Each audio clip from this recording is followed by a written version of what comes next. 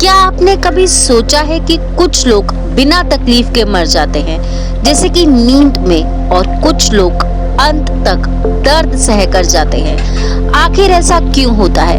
क्या सच में death portal नाम का कोई द्वार होता है जहां से आत्मा अपनी यात्रा के लिए आगे बढ़ती है?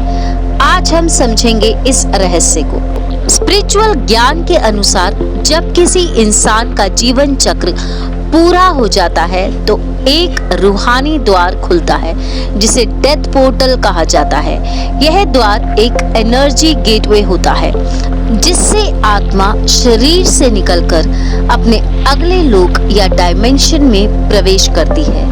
कुछ लोग इसे एक वाइट टनल, कुछ एक डिवाइन लाइट के रूप में देखते हैं और कुछ अपने पितरों या देवताओं को सामने आता महसूस करते हैं। यह सब आत्मा के वाइब्रेशंस और प्योरिटी पर डिपेंड करता है।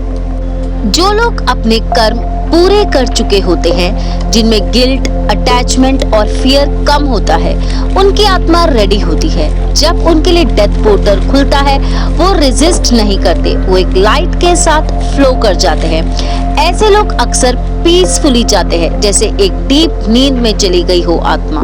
लेकिन कुछ आत्माएं जाने के लिए तैयार नहीं होती। उन्हें लगता है मुझे अभी जाना नहीं चाहिए। वो अपने परिवार, इमोशंस या अपने अधूरे कर्मों से बंधी हुई होती हैं। जब आत्मा रेजिस्ट करती है तो शरीर और प्राण के बीच एक एनर्जी ब्लॉक बनता है और वही दर्द और स्ट्रगल बन जाता है। ये आत्मा ज्यादा अटैच्ड होती हैं, इसलिए ट्रांजिशन मुश्किल हो जाता है।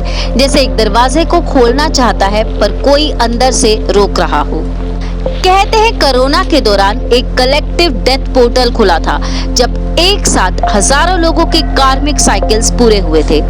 तो एक बड़ा एनर्जेटिक गेट एक्टिवेट हुआ।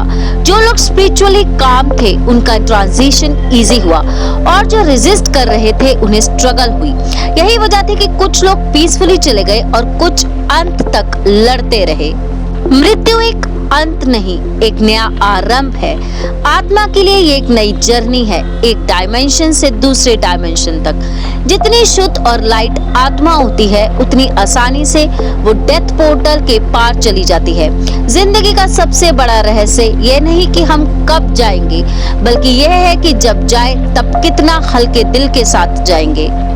अगर आपको यह वीडियो पसंद आई हो तो हमारे चैनल को सब्सक्राइब जरूर करें ताकि आप और हम मिलकर समझ सके जिंदगी और मृत्यु के असली रहस्य को।